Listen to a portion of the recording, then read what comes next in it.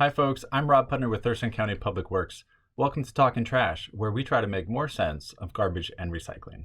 This week, we're kicking off a multi-part series we like to call Waste-Free Holidays. We're only 1 week away from Thanksgiving, which means that a lot of us are getting ready for some pretty big meals. In 2014, Thurston County did a study to find out what kinds of things we're sending to the landfill. And it turns out that almost 17% of our garbage is actually food waste. And decomposing organic materials in landfills happens to also be a leading source of greenhouse gases.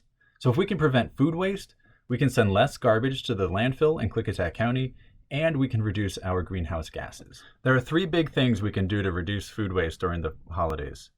You can plan ahead and prepare the right amount of food.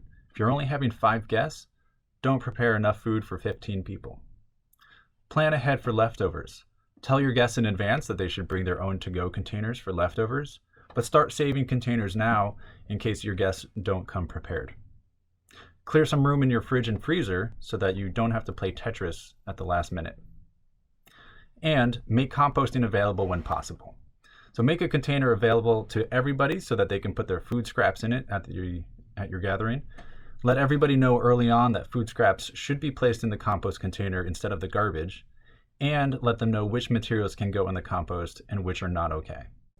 If you don't have a home compost pile or curbside collection, check with your family, friends, or neighbors and see if you can add material to theirs. Remember that meat is accepted in the curbside food waste carts, but you don't want to put meat in your home compost pile. Since we're talking about serving meals for guests, I do want to mention that it's helpful to choose reusable plates, cups, and utensils rather than using single-use products that get thrown away after one meal. And if you don't have enough table settings for all of your guests, you can either ask them to bring all of their own utensils and table settings, or start checking thrift stores now for things that you need. If you do use single-use plates, cups, bowls, or utensils, remember that they should all be placed in the regular garbage, even if they're labeled compostable.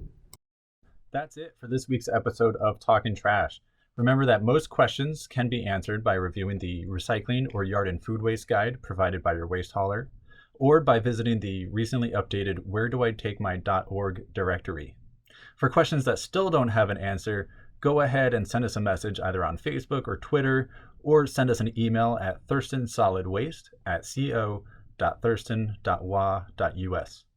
Thanks again for joining us, and we'll see you again next week for a totally different topic about waste.